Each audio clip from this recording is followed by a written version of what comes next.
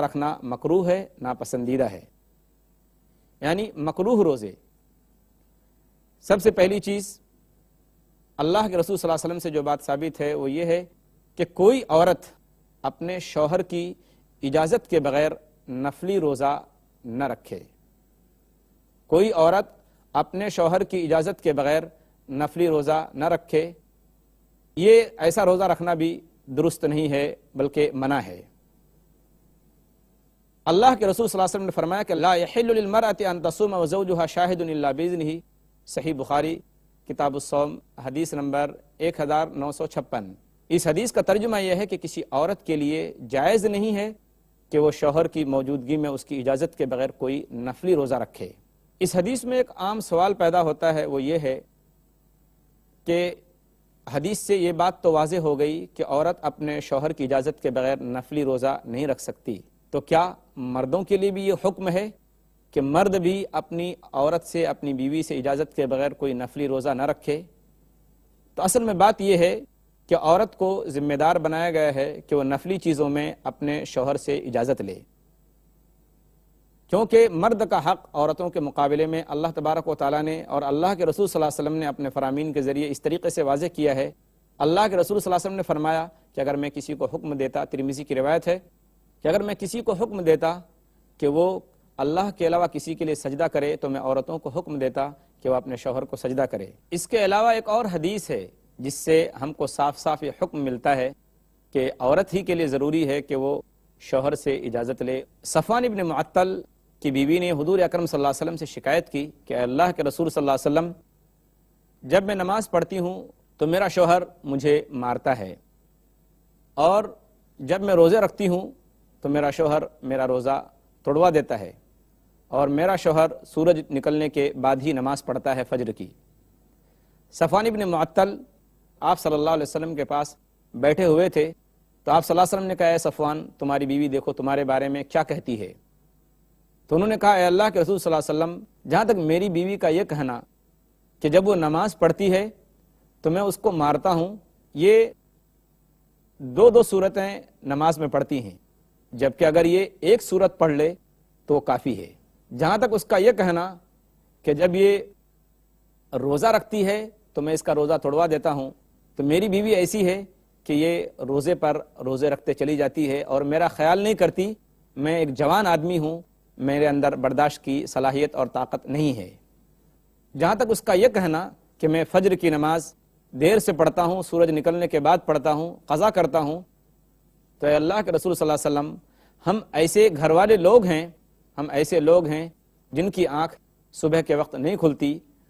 پھر آپ صلی اللہ علیہ وسلم نے فرمایا کہ دیکھو، جب تمہاری آنکھ کھلے، جب تم بیدار ہو جاؤ تو فجر کی نماز پڑھ لو۔ سنن ابی داؤد حدیث نمبر 2459۔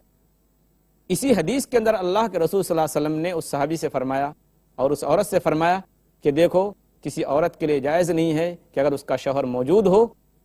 تو اس کی اجازت کے بغیر کوئی نفلی روزہ رکھے۔ تو اس حدیث سے یہ بات واضح ہو گئی کہ عورت کے لیے ضروری ہے کہ وہ شوہر سے نفلی روزے کے سلسلے میں یا نفلی عبادت کے سلسلے میں اجازت لے۔ اللہ کے رسول صلی اللہ علیہ وسلم نے صوم وصال سے بھی منع فرمایا ہے، یعنی مسلسل روزے رکھنا، یعنی روزہ رکھنے کے بعد افطاری کے وقت افطار کیے بغیر دوسرا روزہ شروع کر دینا، اس سے بھی اللہ کے رسول صلی اللہ علیہ وسلم نے منع فرمایا ہے۔ حدیث آتی ہے، صحیح مسلم کی روایت ہے کہ اللہ کے رسول صلی اللہ علیہ وسلم نے صوم وصال سے منع فرمایا، تو ایک صحابی نے کہا اللہ کے رسول صلی اللہ علیہ وسلم، آپ تو مسلسل روزہ رکھنے سے منع فرماتے ہیں، لیکن خود آپ کا حال یہ ہے کہ آپ مسلسل اور لگاتار روزے رکھتے ہیں۔ تو آپ صلی اللہ علیہ وسلم نے فرمایا کہ ایکم مثلی، کہ تم میں میری طرح سے کون ایسا شخص ہے، میں روزہ رکھتا ہوں تو میرا رب مجھ کو کھلاتا اور پلاتا ہے۔ تو اس حدیث سے پتہ چل گیا کہ صوم وصال یعنی لگاتار روزے رکھنا، روزے پہ روزہ رکھنا منع ہے۔ عبداللہ بن عمرو بن عاص رضی اللہ تعالیٰ عنہ ایک صحابی ہیں، وہ خود کہتے ہیں کہ اللہ کے رسول صلی اللہ علیہ وسلم نے مجھ سے فرمایا کہ اے عبداللہ، کیا تمہارے بارے میں مجھ تک یہ خبر نہیں پہنچی، تم دن میں روزہ رکھتے ہو اور رات کو نمازیں پڑھتے ہو؟ وہ صحابی کہتے ہیں میں نے کہا اللہ کے رسول صلی اللہ علیہ وسلم کیوں نہیں، یہی بات ہے جیسی آپ کو معلوم ہوئی ہے۔ آپ صلی اللہ علیہ وسلم نے فرمایا کہ نہیں، ایسا مت کرو، دیکھو روزہ بھی رکھو اور افطار بھی کرو، یعنی روزہ نہ بھی رکھو۔ اور دیکھو رات کو نماز بھی پڑھو اور آرام بھی کرو، اس لیے کہ تمہارے جسم کا تم پر حق ہے، تمہاری بیوی کا تم پر حق ہے، تمہارے مہمان کا تم پر حق ہے، تمہاری آنکھ کا تم پر حق ہے۔ تو اللہ کے رسول صلی اللہ علیہ وسلم نے لگاتار روزے رکھنے سے منع فرمایا۔ ایک دوسری حدیث میں اللہ کے رسول صلی اللہ علیہ وسلم نے فرمایا کہ بہترین روزہ وہ ہے کہ آدمی ایک دن روزہ رکھے اور دوسرے دن افطار کرے۔ اسی روزے کو داؤد علیہ السلام کا روزہ کہا جاتا ہے کہ ایک دن آدمی روزہ رکھے اور دوسرے دن افطار کرے، روزہ نہ رکھے۔ اس روزے کو صوم داؤدی کہا جاتا ہے، یعنی داؤد علیہ السلام کا روزہ۔ ایک صحابی کے بارے میں آتا ہے کہ اللہ کے رسول صلی اللہ علیہ وسلم نے، بخاری کی روایت ہے، انہوں نے کہا کہ اے اللہ کے رسول صلی اللہ علیہ وسلم میں روزہ رکھنا چاہتا ہوں، تو آپ صلی اللہ علیہ وسلم نے فرمایا کہ دیکھو تم ہر مہینے کے 3 روزے رکھو۔ تو انہوں نے کہا اے اللہ کے رسول صلی اللہ علیہ وسلم مجھے اس سے زیادہ کی طاقت ہے۔ تو آپ صلی اللہ علیہ وسلم برابر روزے کو گھٹاتے رہے، یہاں تک کہ آپ نے فرمایا اگر تمہارے اندر طاقت ہی ہو تو تم ایک دن روزہ رکھو اور دوسرے دن روزہ مت رکھو، یہ بہتر طریقہ ہے، اور یہی میرے بھائی داؤد علیہ السلام کا روزہ تھا۔ تو افضل روزہ یہ ہے اگر آدمی کو روزہ رکھنا ہی ہو تو ایک دن روزہ رکھے اور دوسرے دن روزہ نہ رکھے۔ اس کے علاوہ نفلی روزوں میں 10 محرم کا روزہ ہے، صحیح حدیث میں موجود ہے، مسلم کی روایت ہے، حدیث نمبر 2666۔ اس حدیث کا مطلب یہ ہے کہ حضور اکرم صلی اللہ علیہ وسلم نے 10 محرم کا روزہ رکھنا شروع کیا، اور آپ صلی اللہ علیہ وسلم نے صحابہ کرام کو بھی 10 محرم کا روزہ رکھنے کا حکم دیا۔ تو صحابہ کرام نے آپ سے کہا اے اللہ کے رسول صلی اللہ علیہ وسلم یہ 10 محرم کا روزہ تو ایسا روزہ ہے یا ایسا دن ہے جس دن کی یہودی لوگ بہت عزت کرتے ہیں، تعظیم کرتے ہیں۔ تو آپ صلی اللہ علیہ وسلم نے فرمایا کہ انشاءاللہ اگلے سال سے ہم 9 اور 10 کا روزہ رکھیں گے، یعنی 9 تاریخ کو بھی روزہ رکھیں گے محرم کی اور 10 تاریخ کو بھی۔ راوی کہتے ہیں کہ اگلا سال آیا بھی نہیں، اس سے پہلے ہی حضور اکرم صلی اللہ علیہ وسلم انتقال فرما گئے، آپ کا وصال ہو گیا۔ اس حدیث سے پتہ چلتا ہے کہ محرم کے روزے میں سنت طریقہ یہ ہے کہ آدمی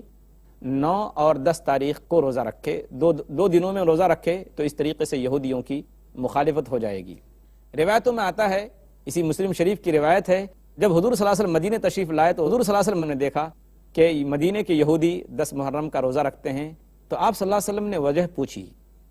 کہ 10 محرم کو روزہ رکھنے کی وجہ کیا ہے؟ تو یہودیوں نے جواب دیا کہ یہ وہ دن ہے جس دن اللہ تبارک و تعالیٰ نے موسیٰ علیہ السلام کو فرعون سے نجات دی، تو ہم اس کے شکرانے کے طور پر اس دن کا روزہ رکھتے ہیں۔ تو آپ صلی اللہ علیہ وسلم نے فرمایا کہ ہم تو موسیٰ علیہ السلام سے زیادہ قریبی ہیں، ہم زیادہ حقدار ہیں کہ اس کا شکریہ منائیں۔ تو پھر آپ صلی اللہ علیہ وسلم نے 10 محرم کا روزہ رکھنے کا حکم دیا، لیکن جب رمضان کے روزے فرض ہو گئے تو آپ صلی اللہ علیہ وسلم نے فرمایا کہ اب جو چاہے 10 محرم کا روزہ رکھے اور جو چاہے نہ رکھے، یعنی آپ صلی اللہ علیہ وسلم کی طرف سے اجازت مل گئی۔ اس سے پتہ چلا کہ 10 محرم کا روزہ رکھنا نفلی روزہ ہے۔ تو اب اگر کوئی مسلمان روزہ رکھے تو صرف 10 تاریخ کا روزہ نہ رکھے، بلکہ اس سے ایک دن پہلے 9 تاریخ کا روزہ ملا کر 2 دن کے روزے رکھے، تو انشاءاللہ اس کو بہت زیادہ ثواب ملے گا۔ اس کے علاوہ مکروہ روزوں میں اللہ کے رسول صلی اللہ علیہ وسلم نے فرمایا ہے کہ دیکھو سبت کے دن یعنی سنیچر کے دن کا روزہ رکھنا مکروہ ہے۔ حضرت بصر ایک صحابی ہیں، وہ اپنی بہن سما رضی اللہ تعالیٰ عنہ سے روایت کرتے ہیں کہ اللہ کے رسول صلی اللہ علیہ وسلم نے فرمایا کہ لا تصوموا یوم السبت الا فیما افترض علیکم۔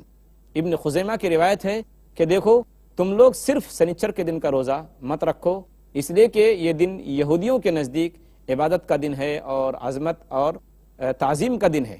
تو اللہ کے رسول صلی اللہ علیہ وسلم نے فرمایا کہ اگر فرض روزہ آ جاتا ہو، مثال کے طور پر ایک آدمی فرض روزہ رکھ رہا ہے اور سنیچر کا دن آ گیا تو کوئی حرج نہیں، یا وہ ایام 20 کے 3 روزے رکھ رہا ہے 13، 14 اور 15، اور اس میں سنیچر کا بھی دن آ جائے تو کوئی حرج نہیں، لیکن خاص کر صرف سنیچر کے دن کا روزہ رکھنا منع ہے۔ اللہ کے رسول صلی اللہ علیہ وسلم نے اس حدیث میں یہاں تک فرمایا کہ اگر تم میں سے کسی نے سنیچر کے دن کا روزہ رکھ لیا تو وہ روزہ توڑ دے، وہ چاہے اس کو انگور کی کوئی شاخ مل جائے یا درخت کی کوئی چھال مل جائے تو وہ کھا کر روزہ توڑ دے۔ یعنی اتنی سختی کے ساتھ آپ صلی اللہ علیہ وسلم نے سنیچر کے دن کے روزے رکھنے کو منع فرمایا ہے۔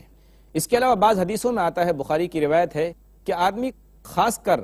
جمعہ کے دن کا روزہ بھی نہ رکھے، یعنی خاص کر جمعہ کے دن کو خاص کر لینا روزے کے لیے، یہ بھی مکروہ ہے۔ ہاں اگر کوئی شخص مہینے کے 3 روزے رکھتا ہے 13، 14 اور 15، اور پھر اس میں جمعہ کا دن آ گیا تو کوئی حرج نہیں، تو جمعہ کے دن کا روزہ رکھنا خاص کر یہ بھی مکروہ ہے۔ صحیح بخاری کی روایت ہے کہ آپ صلی اللہ علیہ وسلم نے فرمایا کہ جمعہ کے دن روزہ مت رکھو، ہاں اگر روزہ رکھنا ہے تو ایک دن پہلے یا ایک دن بعد، یعنی جمعرات اور جمعہ یا جمعہ اور سنیچر کا روزہ ملا کر رکھو۔ ہم اللہ تبارک و تعالیٰ سے دعا کرتے ہیں کہ اللہ تبارک و تعالیٰ ہمیں سچی سمجھ نصیب فرمائے، اور اللہ تبارک و تعالیٰ قرآن و حدیث کے مطابق زندگی گزارنے کی ہمیں توفیق عطا فرمائے، آمین۔ وآخر دعوانا ان الحمد للہ رب العالمین، والسلام علیکم ورحمۃ اللہ وبرکاتہ۔